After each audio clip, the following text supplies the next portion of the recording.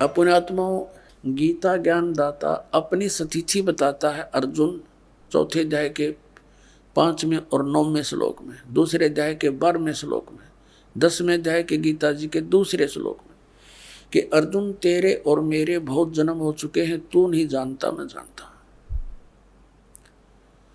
मेरे जन्म और कर्म अलौकिक है। इससे सिद्ध हो गया कि गीता ज्ञान दाता तो स्वयं कह रहा मैं नासवान हूं, तो उस नासवान की भक्ति करके वो उस स्थान को कैसे प्राप्त कर सकता जहां जाने के बाद फिर लौटकर संसार में नहीं आते।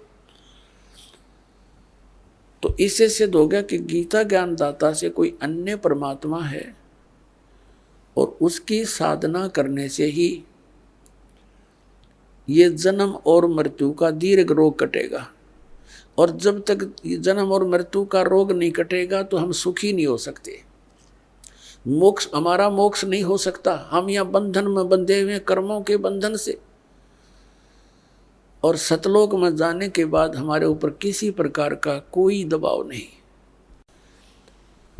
अपनात्माओं जैसे ये अन्य संत बताते हैं कि परमात्मा वहां निराकार है, सतलोक में प्रकाश ही प्रकाश है, फिर हम टिंडे लाएंगे उस प्रकाश में, क्या कराएंगे जाके भाई? उसमें डूब कर मर जाएंगे। वहाँ कुछ एक आध सिर फराने का वो बूंद सी घूमती हैं प्रकाश में, महात्माएं वहाँ मौज मारती हैं। बूंदा ने के मौज हो बता, उस मछली घूमे आकर जल में धके खाती अंडे। वहाँ जैसी ये सृष्टि है एज इट इज है वहाँ पर, लेकिन उनका मटेरियल नाशवान नहीं है। शरीर जो है प्रत्येक नर नारी का अमर शरीर है, युवा शरीर है, कभी वृद्ध नहीं होते, कोई रोग नहीं, किसी चीज का अभाव नहीं। अब यहाँ क्या करते हैं हम, जिसके पास थोड़े से पैसे हो जाएं, बच्चों की हो जाएं छुट्टियां, फिर धक्के खान जाएंगे हम शिमला और कुल्लू और मनाली में सैर सपट्टे करने के लिए। और वहाँ कितने दिन रहेंगे? 5-4 दिन के बाद जेब खत्म हो जाए, फिर वापस वहीं आकर के सारा दिन उसी गर्मी में फिर रहना।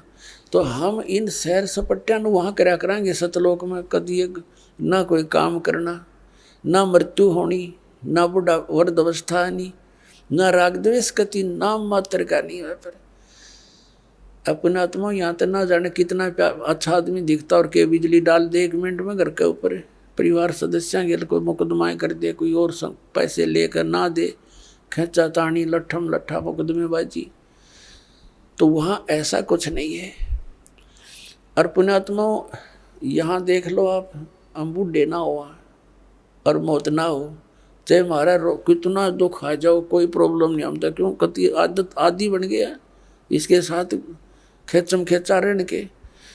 तो वहाँ तो कोई दुख भी नहीं, तो वहाँ की रुचि बनेगी आपकी। अब यहाँ तो डेथ होनी है, यह तो आप पल्ला गांठ मार लो, आप ना समझ में आओ तो भी यह तो होनी है, ये तो अंडरस्टूड है, सबने मालूम है। और फिर यहाँ जिस कोठी और बंगले और पुत्र और पुत्रियों को, इन कारों को आप अपना मान रहे हो, ये आपकी कहाँ है? मृत्यु होते ये तो खत्म आपसे, फिर इनकी आशा क्या रखेंगे? क्योंकि यहाँ इस ज्ञान से आपकी आशा हटेगी और यह सच्चाई के आधार से हटेगी। यहाँ से इनमें कति आस्था नहीं रहते। आप यहाँ कितने सुख से रह रहे हो, आपको पता चल जाएगा ये ठिकाना ठीक नहीं। तो फिर हम क्यों ना रुचि, फिर यहाँ से आशा हटेगी तो वहाँ लगेगी। और जहाँ आशा तहाँ वासा हुई, मन कर्म वचन सुमरियो सोई, तो उसमें रुचि बनेगी आपकी। ये कोई कितनी बात बनाता हो, वहाँ लीन हो जाएंगे। लीन कौन होना चाहेगा लीन? ये तो कहने की बातें हैं। तो परमात्मा ने आकर के वो ज्ञान दिया और आंखों देखा, उन महापुरुषों ने बताया जिन्होंने परमात्मा को देखा, वहां से वापस आके बताया कि वो, लेकिन उन्होंने ऐसे कोड वर्डों में लिखा है वो जनसाधारण को समझ नहीं सकता। उसके लिए टीचर की आवश्यकता छोड़ गए भगवान कबीर साहब कि गुरु बिन माला फेरते, गुरु बिन देते दान, गुरु बिन दोनों निष्फल हैं, चाहे पूछो वेद पुराण। गुरु बिन वेद पढ़े जो प्राणी, समझे न सार रहे अज्ञानी। गुरु बिन काहू न पाया ज्ञाना, जो थो था बुस छड़े मूड किसाना।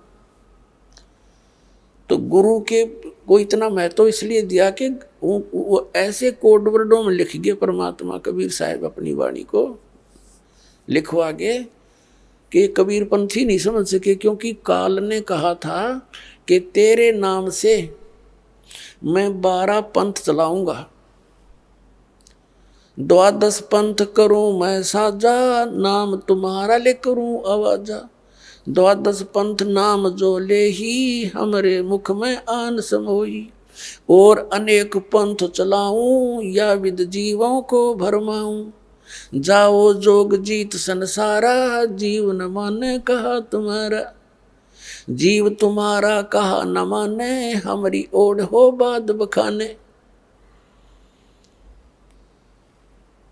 अब ये कबीर पंथी नहीं समझ सके परमात्मा की महिमा को, और कबीर सागर न पढ़ रहे, ये कबीर वाणी पढ़ रहे, न तो पीढ़ी की पीढ़ी चली गई इनकी 600 साल में, और ये कख नहीं समझ सके सतलोक और सतपुरुष के बारे में। इसलिए आदरणीय धर्मदास साहिब जी से परमात्मा ने कहा था, धर्मदास मेरी लाख दुहाई, ये मूल ज्ञान की तरह बाहर ना चाहिए। मूल ज्ञान बाहर जो पढ़ी, या बिचली पीढ़ी हंस नी तरही। तो इसलिए परमात्मा ने इस काल के साथ आंख में चौनी करके, और अब आपको शिक्षित बनाना पड़ा ना, ये विष आपको कतई नहीं खान दे भगवान। चौथा युग बीत गया था, ये विष हमारे निकट नहीं आने दिया है शिक्षा का, इतनी बेईमान बनाती है ये। लेकिन अब काल ने कहा था उनको इतना गिरा दूंगा, नकली पंथ अपने नाम से, तेरे नाम तो कबीर नाम से पंथ चलवा दूंगा।